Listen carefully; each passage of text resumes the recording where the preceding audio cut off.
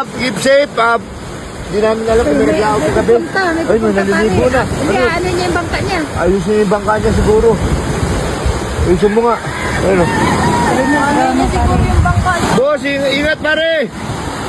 Ingat! Ayusin niya yung bangka niya. Siyempre umaga, grabe. Ang dilim ng kapaligiran. Tingnan mo, pakita mo. Ang dilim ng kapaligiran, walang makita. Ayun o. Kahit yung mga isla sa kabila, hindi namin makita. Pinakita ko sa kanila kahapon yung gano'ng kakita, di ba? Oo, ang linaw, di ba? Ang linaw ng tubig. Tingnan mo ngayon.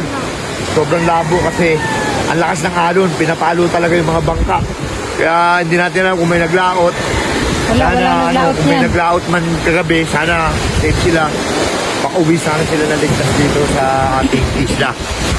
At gayon pa man, siyempre, walang lumalabas, walang gumagalaw dito, walang makapunta ng bayan kasi sobrang lakas ng alon. Eskwela